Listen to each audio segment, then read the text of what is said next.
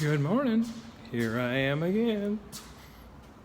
Just saying, right as rain. Got to be at work extra early today because we have a licensee call. And if you're listening to this and you don't know what it means, call me and ask me what a licensee call is. Be the best thing that you ever did. But today I'm talking about failures and successes. And you know what caused most of my failures? Distractions. I have a target, I'm going for it, and I'm distracted about a new shiny target. And consequently, I spend all my time chasing targets and have never experienced the win or getting the target. Or I got the target and it wasn't what I wanted it to be, so I threw it down and started for another target. That's actually leading a very distracted life. That's actually exactly the same as being goal-less. So keep your head down, make your goals clear. Every night before you go to bed, write down 1 or 2 goals of things that you'd really like to have and are probably impossible for you. And then start working towards those. Make changes in your life that complement you going for that big unobtainable goal. If you do that every day, it no longer will be unobtainable. Just saying, it's the way it works. And the distractions on this planet are many. If you're a guy, there are distractions. The main distractions are women. If you're a girl, the main distractions for you can be men. So it's not a one-way look. I was always interested in girls. In fact, I'll tell you a story. I was in the first grade, so I was whatever age I was in the first grade, 6. And I was riding on the bus one day, and somebody asked me, "Is that girl your girlfriend?" I said, "Sure." And I got up immediately and went back and sat down with her. I didn't know her name. I didn't know who she was. I didn't know anything about her. But when someone asked me that, I realized I'd like to have a girlfriend. I guess I'll have one. Then I found out that she thought she was my girlfriend. And she had told other people that. Again, I didn't know who she was. I didn't remember her. And to me, that was kind of a change point in my life because, wait a minute, it's like I got fast forwarded on the film of life and I missed all the courtship. And that was strange because she thought I was her boyfriend. She told people, and they all believed that we were boyfriend and girlfriend. And my recollection was I didn't know her. So what could cause that? Maybe I was drunk. Now remember, I was 6. Maybe I was under the influence of drugs.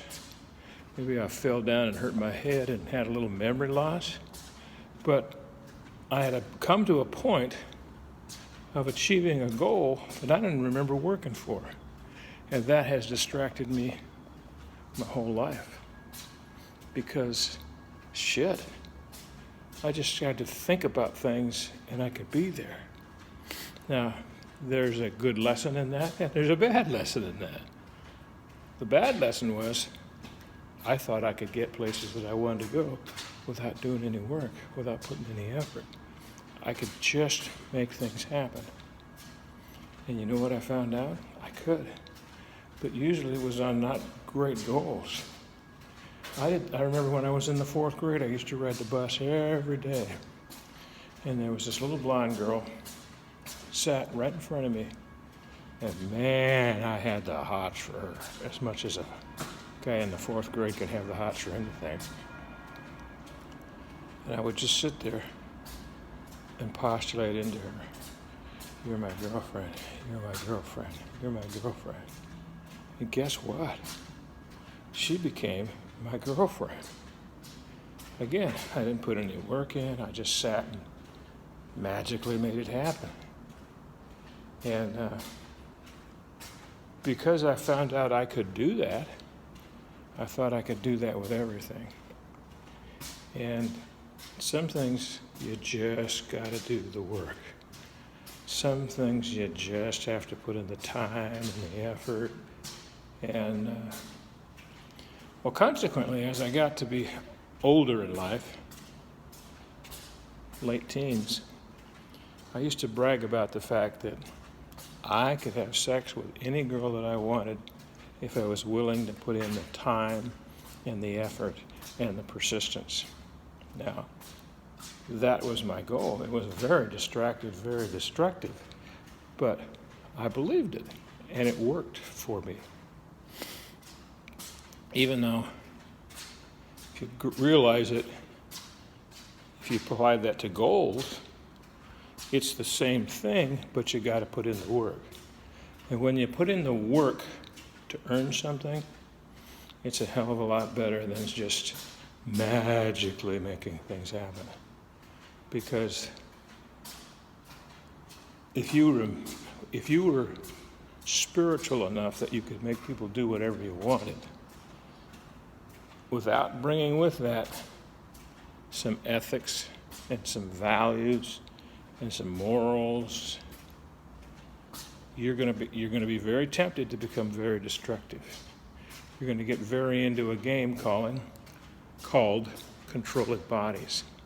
And when you start playing that game, you're in a lot of trouble. People that I know that played that game: Joe Stalin, Adolf Hitler. The person I know who's playing that game right now, George Soros. Harvey Weinstein was playing that game. He got into the Hollywood business so he could have sex with anybody he wanted. How's that worked out for him? It'll eventually take you down. Okay? The only guy that hasn't been taken down in that group yet is George Soros. But trust me, his lifestyle, his ethics, his lack of morals, the way that he accomplishes things is going to take him out. And it's not going to be fun for him. He's going to discover that he has all this wealth. And he could have done good things. Instead, he chose to do bad things. And it will take you out. In the next lifetime, he'll probably come back as a girl that's going to get sex trafficked or something like that. So be careful when you begin to think things that you can just make things happen and you don't put in the work. Check yourself. If you can do that and stay ethical, moral, keep your agreements with people, then it's a good thing. But you can lose your way if you get distracted. And there's lots of distractions. There's lots of pretty little things on this planet. And just saying, that's my lesson for today. If you want to talk about it, call me, 916-691-9192, and find out why people say, call Tom.